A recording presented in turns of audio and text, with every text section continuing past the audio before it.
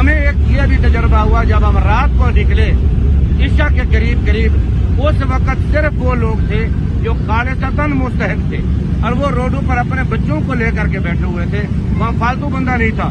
اس وقت امیر محترم قبلہ سعد حسین رضوی دامت برکاتہم العالیہ نے اپنی گاڑیاں رکوا دی اور کہا اب موقع ہے کہ ان لوگوں کی خدمت کرو، کیوں اب کیمرہ نہیں ہے۔ وہ خود نکلے، اس وقت وہ ہر خیمے میں خود جا کر کے انہوں نے مدد کی۔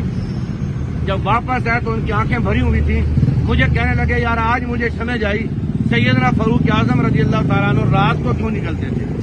میں نے کہا کیوں، کیا آپ نے محسوس کیا؟ فرمانے لگے خدا کی قسم جتنا سکون رات کو خدمت کرنے کا آیا ہے وہ دن کو خدمت کرنے کا نہیں آیا۔ اس کی وجہ یہ ہے دن میں تو چاروں طرف کیمرے تھے، دل میں یہ بات آ جاتی تھی میں چینل پہ جا رہا ہوں، لیکن رات کو صرف اللہ اس کا رسول دیکھ رہا ہے۔ تو ایسا اگر اخلاص لے کر کے ہمارے لیڈر نکلیں، ایسی ہی محبت کے ساتھ نکلیں، ان کے ساتھ تعاون کرنے کے لیے سے نکلیں، کوئی ممکن نہیں ہے ان کی مدد نہ ہو سکے، اور وہاں خیمہ بستیوں کی ضرورت ہے۔ الحمدللہ ہماری ڈی جی خان سے تونسر روڈ کی طرف 40 کلومیٹر کے فاصلے پر خیمہ بستی قائم کی جا رہی ہے، اور مختلف جگہوں پہ جہاں جہاں ضرورت ہے وہاں خیمہ بستیاں تیار کی جا رہی ہیں۔